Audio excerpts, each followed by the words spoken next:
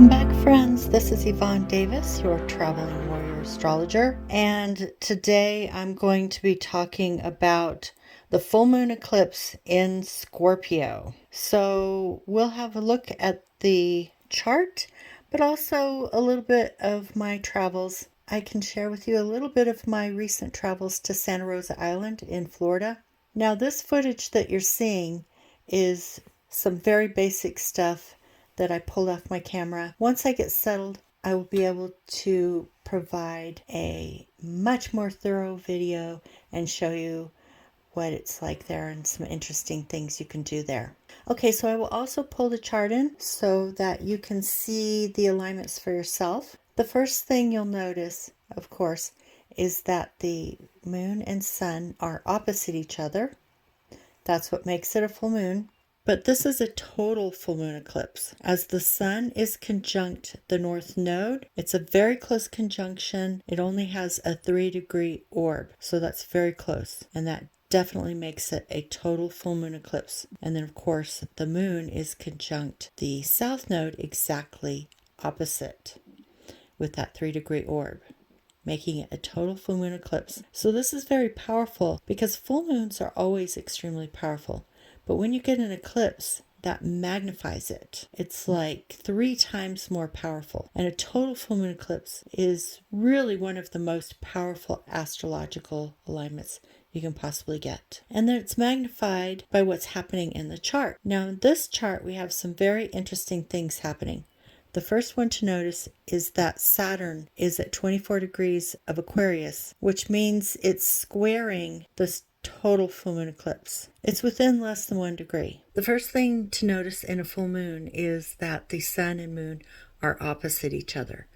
When it's an eclipse, that means that the sun and moon are lined up along the ecliptic plane, which means that the earth is right smack in the center, and that ecliptic plane is what causes the full moon eclipse, because there's something about the energies of the sun and the moon that are directly where the earth is directly in the middle of it, basically.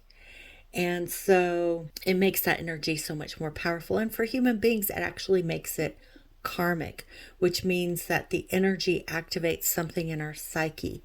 And the word psyche is the original word for the soul. Okay, so there's something about living on planet Earth with all these cosmic energies bombarding us that triggers our soul growth, our psychological growth. Okay, so that's what happens when the Earth is right smack between the sun and the moon. We get the eclipse, and these 3 planets, if you want to call the sun and the moon a planet, because in astrology we just call everything a planet, then basically they're all lined up and the energy is really intense. And so when you're looking at it on a chart, you see that the sun is conjunct the north node and the moon is conjunct the south node. And I want to be clear about something, because this question came up for one of my patrons about the north node and the south node. By themselves, they don't have any energy. They're just mathematical points. It's when what they're doing is they're showing the fact that the sun, earth, and moon are all lined up on the ecliptic plane. That's all they're doing, is they're showing us the mathematics of it. That by themselves, they don't have any energy.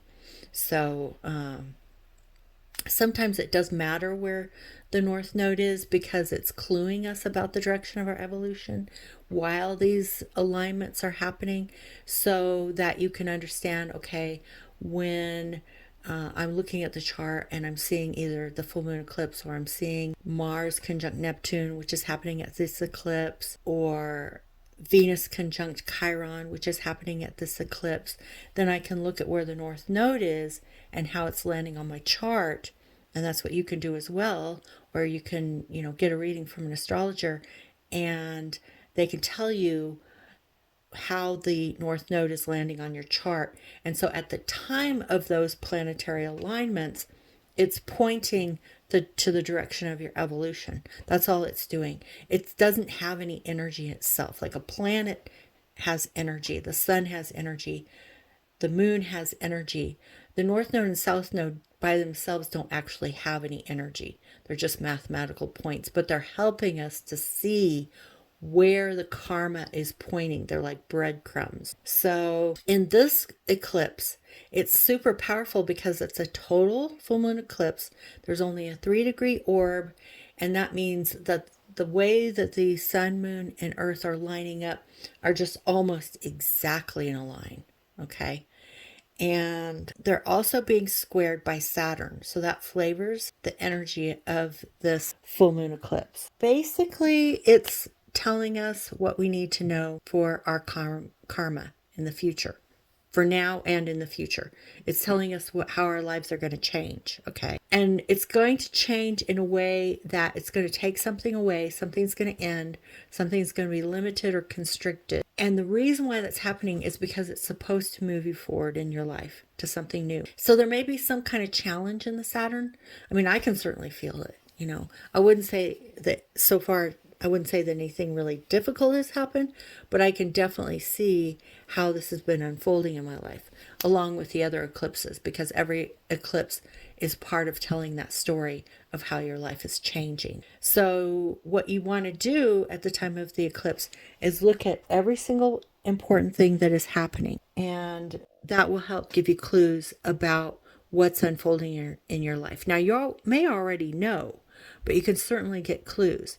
So if you see something particular happening, like in a specific relationship, or with your home, or with your career, or with your finances, or anything like that, just keep paying attention, because there's something unfolding in your life that's pointing to the direction of your evolution. So I'm going to talk more about this in the next video, but I really like to keep these videos fairly short. So I'd rather do that and then expand on it in a later video. All right, so that's it for today. If you have any questions, please leave your comments below.